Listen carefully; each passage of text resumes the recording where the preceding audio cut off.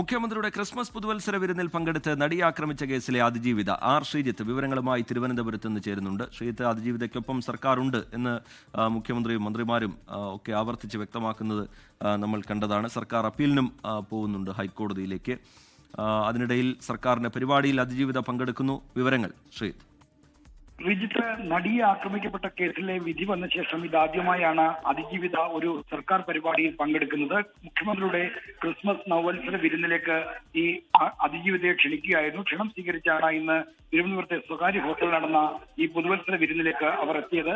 മറ്റ് സാംസ്കാരിക രംഗത്തെയും സാമൂഹ്യ രംഗത്തെയും ഭരണരംഗത്തെയും നിരവധി പ്രമുഖരുണ്ടായിരുന്നു. മലങ്കര കത്തോലിക്ക സഭയുടെ ആർച്ച് ബിഷപ്പും കർദിനാളുമായ മാർ ക്ലീമിസ് ബാവ, SNDPയുടെ ജനറൽ സെക്രട്ടറി വെള്ളാപ്പള്ളി നടേശൻ അടക്കമുള്ള ആളുകൾ പങ്കെടുത്തു. ഇത് സർക്കാരിന്റെ മുഖ്യമന്ത്രിയുടെ നേരിട്ടുള്ള ക്ഷണം സ്വീകരിച്ചാണ് അതിജീവിത ഈ പരിപാടിക്ക് എത്തിയത്. അവർക്കൊപ്പമാണ് എന്നുള്ള നിലപാട് പ്രഖ്യാപിച്ചുകൊണ്ട് സർക്കാർ വിധിച്ചത് അപ്പീൽ പോകുമെന്നും പ്രഖ്യാപിച്ചിരുന്നു. അപ്പോൾ സർക്കാരിന്റെ പിന്തുണയിലുള്ള ഐക്യദാർഢ്യം കൂടിയായിട്ടാണ് നടിയുടെ സാന്നിധ്യം.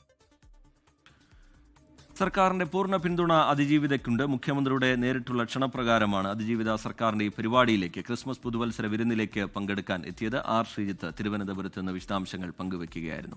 ലോകത്തെവിടെയായാലും ഏത് സമയത്തും 24 വാർത്തകളും ഓഗ്മെന്റഡ് റിയാലിറ്റി പാക്കേജുകളും എക്സ്പ്ലെയിനറുകളും വിശദമായി കാണാൻ ഞങ്ങളുടെ യൂട്യൂബ് ചാനൽ നിങ്ങൾക്ക് സബ്സ്ക്രൈബ് ചെയ്യാം.